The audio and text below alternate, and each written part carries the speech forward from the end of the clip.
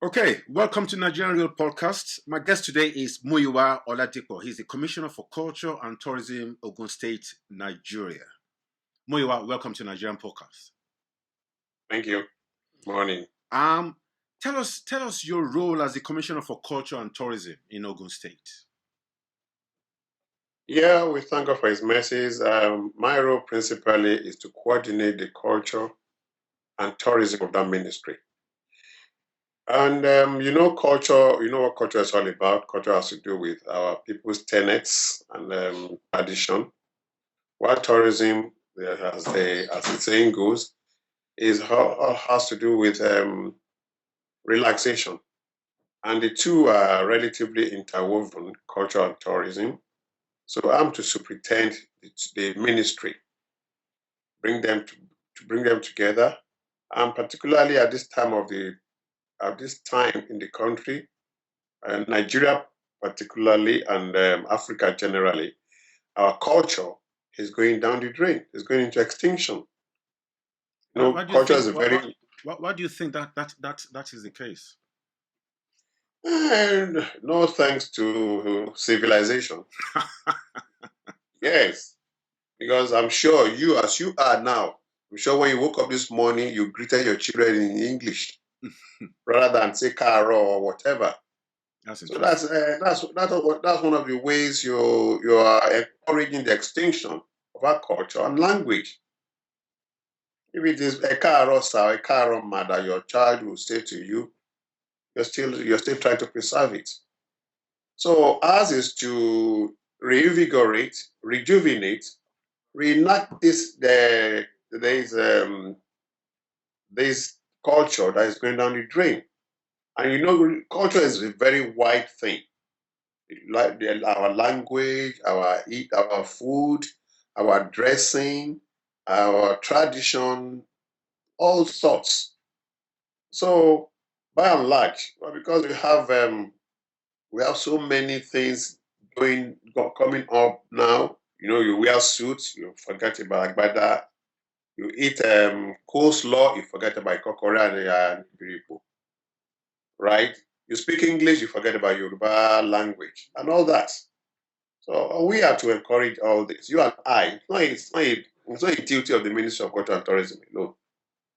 All of us have to come together to try as much as possible not to allow this to go down. And let me seize this opportunity to give kudos to Chief Olusegun Obasanjo, the former president of Nigeria. For 8 years that he was president of Nigeria, he never for once went out of Nigeria of course, in suits. All through the 8 years, it was either Babariga or complete Agbada. Even when it was cold, he said that at his 79th birthday that when it was cold, he will wear sweater or cardigan underneath the Agbada and still wear Agbada just to promote our culture. So you have people like this, that is in the aspect of dressing. Okay, for example, in Ogun State today, we are trying to revive our dying culture in terms of drums. In terms of drums, for the first time in Africa, first time in Nigeria, we are organizing Nigerian Drums Festival. Yeah, I was going to come to that.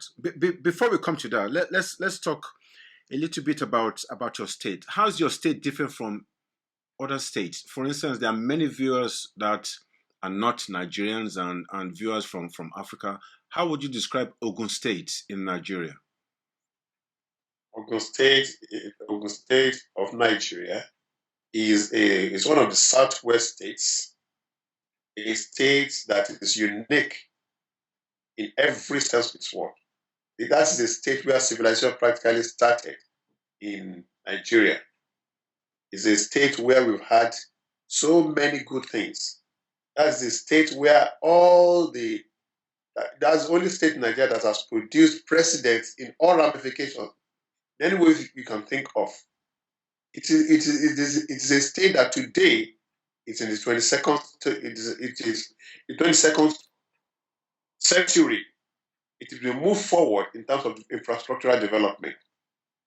In terms of security, Ogun State is there. is secured. It is an investment destination as of today. It's a great departure from the past. I want to see this opportunity to invite as many people as possible, whether to invest or to come for culture or to even come for tourism. Ogun State is a unique place that welcomes all.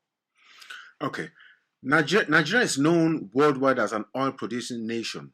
We know of the drastic drop in oil revenue. Um, so the federal government is thinking of other means of generating revenue. How is Ogun State, for instance? How what ways do you think Ogun State can generate revenue apart from apart from dependent on oil? Yes, yes. You see, the oil is a general thing. It's what we derive from oil that is shared among all the countries. And I want to seize the opportunity to even thank God for His mercies that revenue on crude oil has dropped. It will, you see, like they said, necessity is the mother of invention. We are being forced to diversify now, at least to reduce our dependence on oil. So one of the areas we can now diversify into that can bring forth good revenue is tourism. It is a low-hanging fruit that has been refused, that past governments have refused to cash into. And this is why in Ogun State, the governor of Ogun State, Senator Bikula Mosun, CONFCA, has also diversified. Even before he foresaw this, that before the thing started going down the drain, he had diversified. We are using our proximity to Lagos as the economic capital of Nigeria. We're using that to attract people, attract investments. In the last 5 years, we've had at least 65 multinational companies having their factories in Ogun State.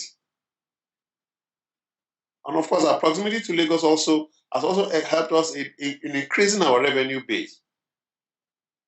And of course, we are going into culture and tourism now, which I said is a low hanging fruit waiting to be plucked. Mm. And I know that in the nearest possible future, Ogun State, tourism will be a great revenue earner for Ogun State. From going by the way the governor has encouraged us to do. Okay, let's talk about the drum festival. We know Ogun State is set to host the Nigerian Drum Festival. Is that the first of its kind in Nigeria? And tell us the idea behind the festival and what you think the festival would achieve. Yes, number one, it is the Nigerian Drums Festival is the first in Nigeria and first in Africa. We've had sectional drums festival across the country. We had one in Egypt once in a while. But as a country, it is the first time it is happening, and it's happening in Nigeria and being staged and hosted by Ogun State. You see, it is part of realizing that our culture is dying. And when we look around to see what part of our culture can we bring back to the fore to show the whole world that it's a unifying factor, we came about drum. Just as sports unifies Nigerians, especially football, drums can always and will always unify Nigeria because because there is no community in the world, there's no community in Nigeria, so to say, that does not use drum one way or the other. At one point or the other, in your lifetime, you will have used drum. Let us look at the contemporary world. Before you were born, you will use drum. When you're getting married, you will use drum. When your wife gets pregnant, you puts to bed 8 days after, you beat drums. When it grows up, going to school, matriculating at university, graduating, you use drums. When he's getting married again, you use drum. At any point of time you want to enjoy yourself, you use drum, one way or the other. In the olden days, drums served as, there's drums of war. It was just a means of communication. So just like that, we just felt that this is an article, this is an art that cuts across the entire length and breadth of Nigeria. And to God be the glory. When we will now find out that it is true. If you go to Benue, you find drums. If you go to Sokoto, you find drums. If you go to Yobe, you find different types of drums. So the Drums Festival in Ogun State is a convergence of all the 36 states with their drums. And we're not oblivious of the fact that drums, with all the drums we have in Nigeria, cannot be beaten at once. So for this festival, we have divided it into 3 aspects. We have the drum beats, and we have the exhibition. I'm going to have a discourse on it as well. So one way or the other, you'll still be passing it across to the whole world. The richness in the culture of Nigeria. That's number 1. Number 2, the drum festival will also be an avenue for the youths to be employed. One way or the other, you get them employed, you get them tied down to the rudiments of drums and every other aspect. And mind you, when you're beating drums, you cannot wear an English dress to beat drum and get the desired effect. So in effect, you're still encouraging your culture in the type of dress you're wearing to beat the drums. So you are still reviving this dying culture. And the high point of this festival is that Ogun State is going to showcase the world tallest drum. The world tallest drum for the whole world to see. Once you see it online, or on telly, of course, like Ogun State will automatically be a tourist destination for anywhere around the world, anybody around the world to want to come and see physically how this drum is all about. You have the opportunity to see it, to beat it. We are encouraging tourism. We're encouraging reviving of our culture, and many more. Okay. With every great project, there will be cynics. Some cynics would point out that in this tough economic climate, do you think this is the appropriate time to organize such a festival? What would you say to such people? You see, I'm a very firm believer in God Almighty. If it wasn't time of God would not have allowed it. I'm very sure that some people, because nobody has monopoly of wisdom or monopoly of reason, some people, one way or the other, would have thought about it and could not come to fruition. So it is an idea. The Drum Festival is an idea whose time has come. And that is why we've not really had any obstacle. It's been smooth sail to the glory of God. Even outside, because we know that the government, just like we said, because things are relatively tight, we've had sponsors. We have sponsors that are partnering with the government to get this thing off the ground. That's good. And the That's good to hear. response and support has been tremendous. That's good to hear. Okay.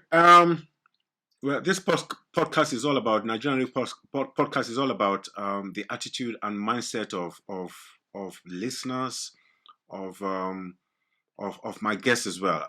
It's all about just inspiring people. So I'm going to ask you a few questions that I think listeners and viewers will be able to pick up nuggets, some success nuggets. What is success to you? How do you measure success? How do I measure success? Yes. That's a very big question. Yes, when success is all about you doing something to the other person, seeing that you're taking away pains off him or her, he or she smiles, acknowledges and appreciates what you've done. And you also have some level of contentment with what you have done to the third party. I believe you can measure success this way. It's not all about self-centeredness. Success should be more of selflessness. The more of people out there you're able to impact joy into, the more success you have. That's an That's the way I interesting see one. it. Who would you say your hero is? My hero, Yes. God Almighty. So how does your hero inspire you? How when you say God Almighty, some people might think that is, that is quite a tall order. How does God Yeah. Almighty inspire you? Well, when you believe that God is omnipotent, omnipresent, and you lay your hands on certain things, and you get it done. You know it's not by your power, by your might, but by the Spirit of the Lord. So why should God not be your hero? And again, man can disappoint. So why should you make any man your hero? So you hold on to your God. You hold on to your God. And when you hold on to God and do certain things, if you fail, you have nobody to blame. If you succeed, you thank your God. If you make a man your hero and he fails or disappoints you, at that point in time, you will blame him and not make him your hero. The heroship in him drops because he has disappointed you. But if you put your trust in God and you make God your hero, if you get disappointed along the line, you have nobody to blame, but you blame yourself. And ask yourself where you've gone wrong. And once you now succeed, you thank God Almighty. You won't attribute your success to any man. That's why I see life. Interesting. Interesting. Okay, so we've spoken about God. What do you admire? What qualities do you admire in man? You're still trying to you're still trying to ask me to get to make a man my hero. No. Anyway, no, don't worry, Julie. Let me tell you this. Let me tell you this. I appreciate what you're asking, but the thing is that I appreciate doggedness in man. I appreciate vision, and I also appreciate you putting that vision into fruition. Because dreams die hard, die fast. Dreams die fast. They do die hard as well. But if you have dreams, it crystallizes into vision and fruition. You appreciate it more. So I appreciate a man with some doggedness. I appreciate a man with vision who also has the courage to put that vision into fruition. And of course, I appreciate play. I appreciate man being played to his fellow man. What is one thing that you've learned the hard way as a politician? Deceit. I've learned the hard way. Every other person you meet on the way in politics is full of deceit and intrigue. And once you are not caught up for deceit, it puts you off. And you see, we are in Nigeria, we are fond of this deceit. deceit is more of second nature to some of us in Nigeria. Politics. That's the truth. I'm not hiding any feelings. You adjusting your glasses? Yes. And if you ask them, they will tell you it's all politics. It's all politics. I don't think Chief Obafemi Awolowo was deceitful in his years. That is why he remains someone to reckon with for life till date, since 1954. He's still a force to be reckoned with in Nigeria today. So he wasn't deceitful. So if you want to ask, let me just go back to that question you asked earlier. Who is your hero? Of course, if you want to start counting, he's number one, Chief Obafemi Awolowo. He was a man of vision who brought his vision into fruition and without being deceitful. What advice would you give an aspiring politician in Nigeria? Yes, my advice is for them to please take their time, not to rush into joining any political party.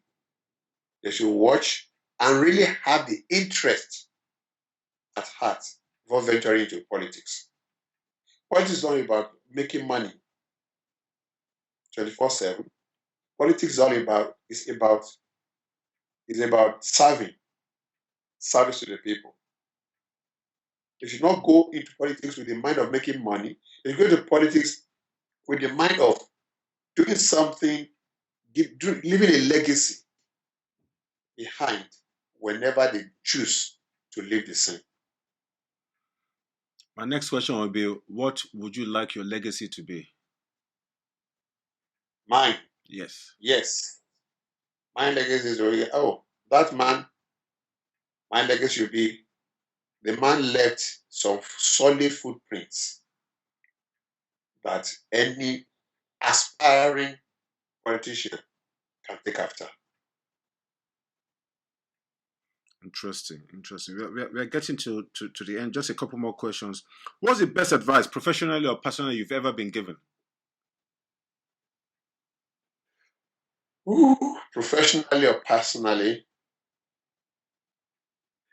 yes, I think in politics, when I was campaigning, I met one old man who was a contemporary of my grandfather. Getting to him to solicit for his support, he said, Muyiwa, are you not Oladipo? I said, yes. He said, go, you have won. The good things, this is the advice he gave. The good things your grandfather did will last you 50 years. The good things your late father did will last another 50 years. Go out there and do things that will also keep you for another 50 years. Wow. That is one. Yes. Another advice was given to me by way of mentioning by Otumba Michael Olashubomi Balogun, the founder of First City Monument Bank in Nigeria. He said, we know what you did when you were Speaker of the House. Because I was once a Speaker of the State House of Assembly. Okay. We know what you did when you were Commissioner for Local Government and Chieftaincy Affairs. Now you are in culture and tourism. We know what you can do. Keep it up. I didn't put it in his mouth. He just said it offhandedly. So I believe he was somebody that was watching me somewhere, somehow.